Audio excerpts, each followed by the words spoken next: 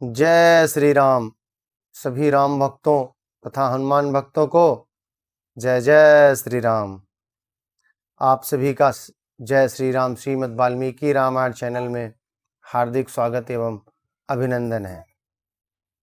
आशा करता हूँ कि आप सभी वाल्मीकि रामायण का श्रवण अवश्य करते होंगे।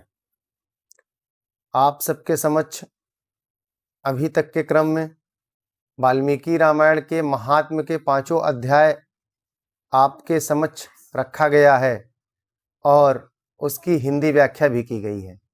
इसी क्रम में इसके पहले वाले एपिसोड में श्रीमद् वाल्मीकि रामायण के बाल कांड का प्रथम सर्ग 51 श्लोक तक संपूर्ण किया गया था। अब आज 52 श्लोक से पूरा प्रथम सर्ग जब तक कि समाप्त ना हो जाए तब तक कि आप सबको संस्कृत श्लोक एवं उसके अर्थ सहित आप सबके समक्ष व्याख्या करूंगा। और यह कोई व्याख्या मैं अपने से नहीं करता, जो श्रीमद् वाल्मीकि रामायण गीता प्रेस गोरखपुर में अंकित है, प्रकाशनार्थ है, जो दर्शाया गया है, उसी को मैं उसी का पठन पाठन करके आपके समक्ष सुलभ श्रवण हेतु प्रस्तुत करता हूं। जय जय श्री राम।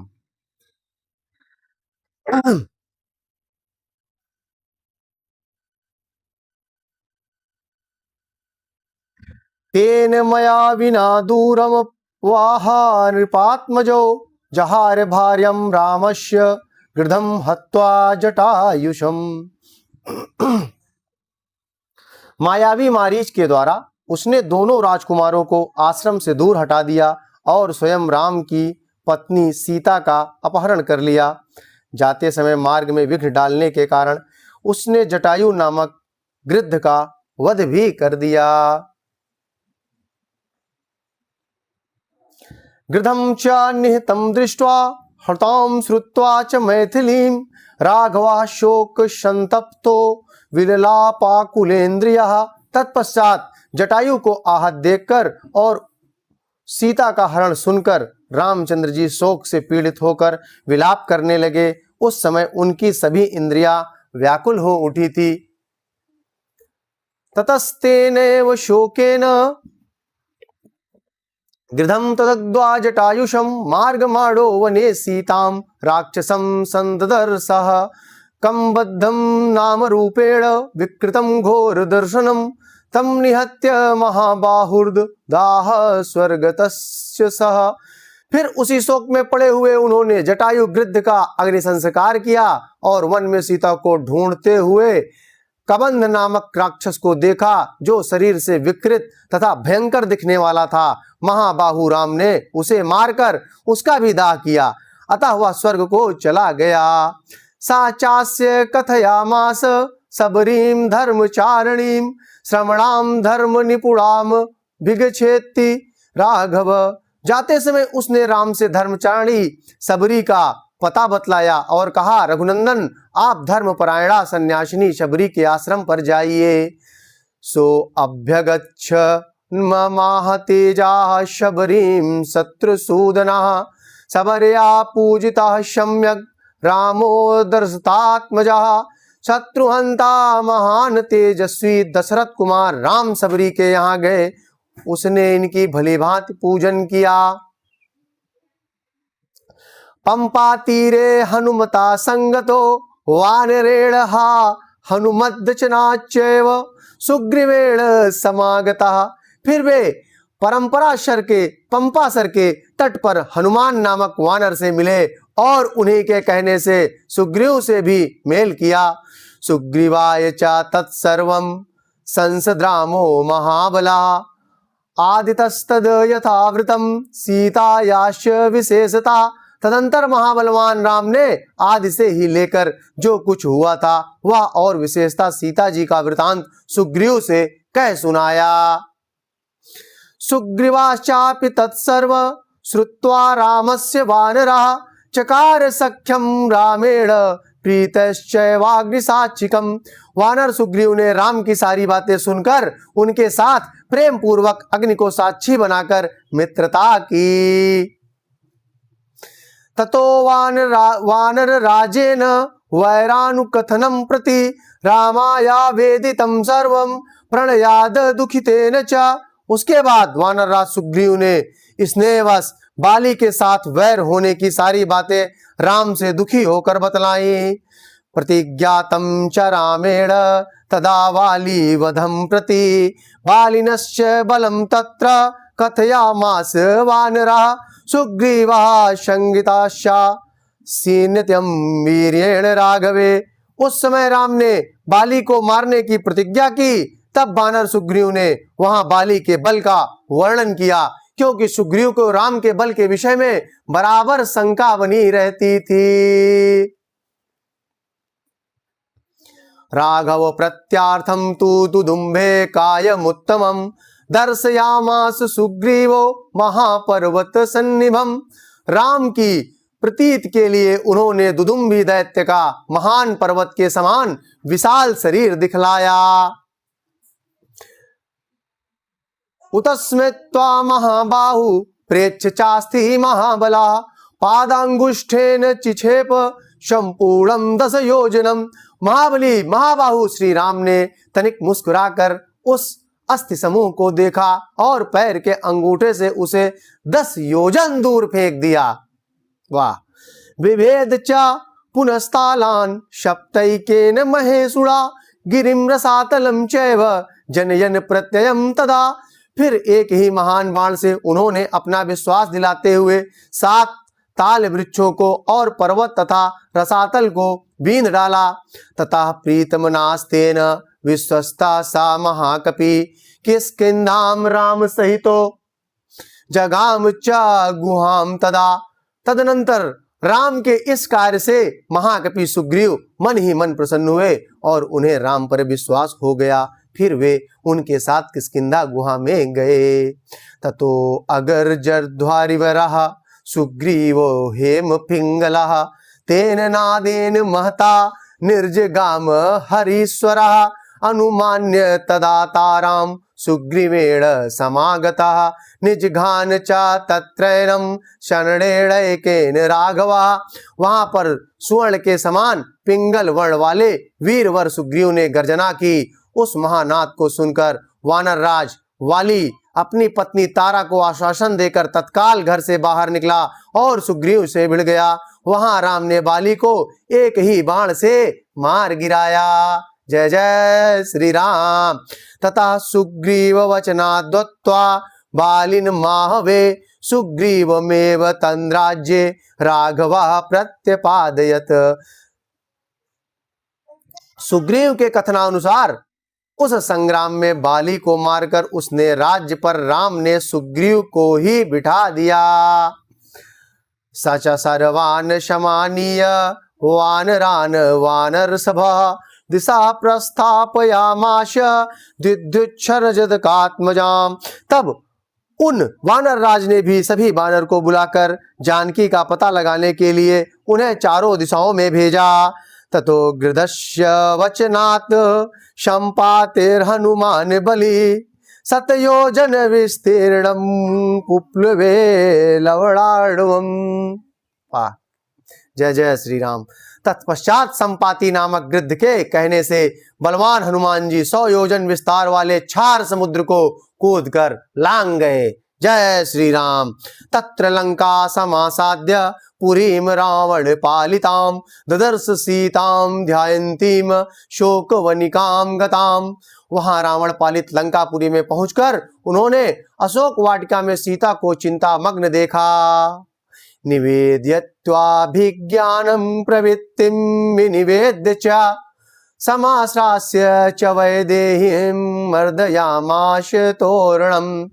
तब उन विदेह नंदिनी को अपनी पहचान देकर राम का संदेश सुनाया और उन्हें सांत्वना देकर उन्होंने वाटिका का द्वार तोड़ डाला। पंचसेनाग्रगान हत्वा सप्तमंत्री सुतानपि सूरमच्छं च निष्प्यस्य ग्रहणं समुपागतम। फिर 5 सेनापतियों और 7 मंत्री कुमारों की हत्या कर वीर अक्षर कुमार का भी कचूमर निकाला। इसके बाद वे जानबूझकर पकड़े गए। उनको पकड़ने वाला कोई नहीं था, परंतु उनकी इच्छा थी कि हम रावण के सामने कैसे प्रस्तुत हो, इसलिए उन्हें अपने आप को जानबूझकर पकड़ाए। अस्त्रेणोन्मुक्तमात्मानं ज्ञात्वा पैतामहाद्वरात् मर्शयन् राक्षसान् वीरो यंत्रस्तान् यदृच्छया। ब्रह्मा जी के वरदान से अपने को ब्रह्मपाश से छूटा हुआ जानकर भी वीर हनुमान जी ने अपने को बांधने वाले उन राक्षसों का अपराध स्वेच्छानुसार सह लिया। श्री पवन पुत्र वीर हनुमान जी बजरंगबली महाराज को ब्रह्मा जी ने भी वरदान दिया है कि आपके ऊपर ब्रह्मास्त्र का भी कोई प्रयोग सफल नहीं होगा। ततो दग्ध्वा पुरी लंका मृते सीतां च मैथिलीं रामाय प्रियमख्यातुं पुनरायान महाकपि। तत्पश्चात मिथिलेश कुमारी सीता के अतिरिक्त समस्त लंका को जलाकर वे महाकपि हनुमान जी राम को प्रिय संदेश सुनाने के लिए लंका से लौट आए। सो अभिगम्य महात्मानं कृत्वा रामं प्रदीक्षणं न्यवेदयेत्यात्मा दृष्ट्वा सीतेति तत्त्वतः। अपरिमित बुद्धिशाली हनुमान जी ने वहां जा महात्मा राम की प्रदक्षिणा करके यो सत्य निवेदन किया, मैंने सीता जी का दर्शन किया है। ततः सुग्रीव सहितो गत्वा तीरम महोदधे समुद्रम क्षोभयामाश सैरैरादित्य सन्निभै। इसके अनंतर सुग्रीव के साथ भगवान राम ने महासागर के तट पर जाकर सूर्य के समान तेजस्वी बाणों से समुद्र को क्षुब्ध किया। दर्शयामास चात्मानं समुद्रः शरितां पति समुद्रवचनाच्चैव नलं सेतुं कारयत। तब नदीपति समुद्र ने अपने को प्रकट कर दिया। फिर समुद्र के ही कहने से राम ने नल से पुल निर्माण कराया। तेन गत्वा पुरीं लंका हत्वा रावण माहवे रामा सीतामनुप्राप्य पराम क्रीडानुमुपामगतम। उसी पुल से लंकापुरी में जाकर रावण को मारा। फिर सीता के मिलने पर राम को बड़ी लज्जा हुई। तामुवाच ततो रामः पुरुषं जन संसदि अमृष्यमाणा सा सीता विवेश ज्वलनम सती। तब भरी सभा में सीता के प्रति वे मर्म भेदी वचन कहने लगे। उनकी इस बात को न सह सकने के कारण साध्वी सीता अग्नि में प्रवेश कर गईं। ततो अग्निवचनात् सीतां ज्ञात्वा विगत कल्मषां कर्मणा तेन महता त्रैलोक्यं सचराचरं सदेवर्षिगणं तुष्टं राघवस्य महात्मना।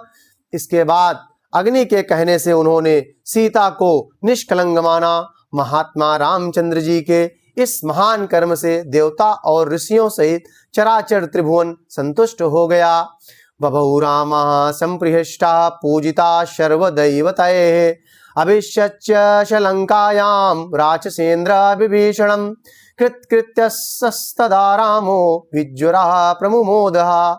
फिर सभी देवताओं से पूजित होकर राम बहुत ही प्रसन्न हुए और राक्षस राज विभीषण को लंका के राज्य पर अभिषिक्त करके कृतार्थ हो गए। उस समय निश्चिंत होने के कारण उनके आनंद का ठिकाना न रहा। देवताभ्यो वरम प्राप्य समुताप्य च वानरान् अयोध्यां प्रस्थितो रामः पुष्पकेण सुहृद्रिवृतः। यह सब जो जाने पर राम देवताओं से वर पाकर और मरे हुए वानरों को जीवन दिलाकर अपने सभी साथियों के साथ पुष्पक विमान पर चढ़कर अयोध्या के लिए प्रस्थित हुए।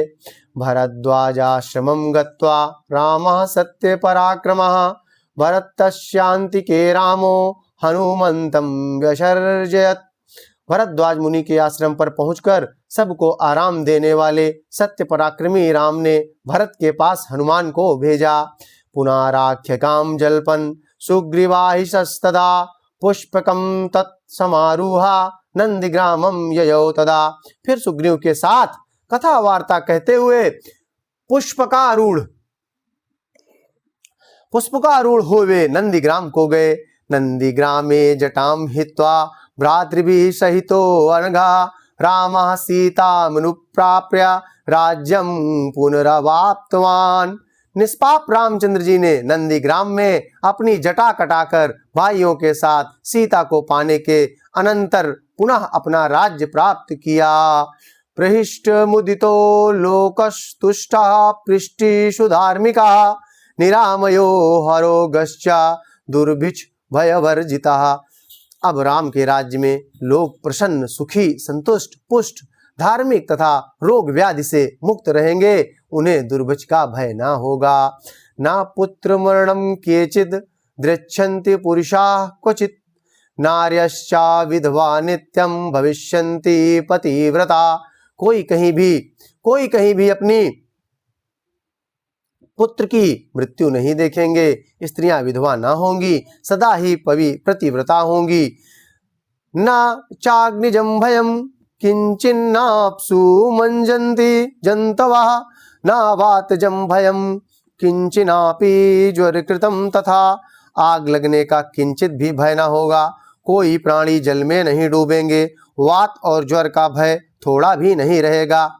ना चापि क्षुद्यं तत्र ना तस्कर भयम तथा नगराणि च राष्ट्राणि धनधान्यातुयतानि च नित्यं प्रमुदिताः सर्वे यथा कृतयुगे तथा। क्षुधा तथा चोरी का डर भी जाता रहेगा। सभी नगर और राष्ट्र धन धान्य संपन्न होंगे।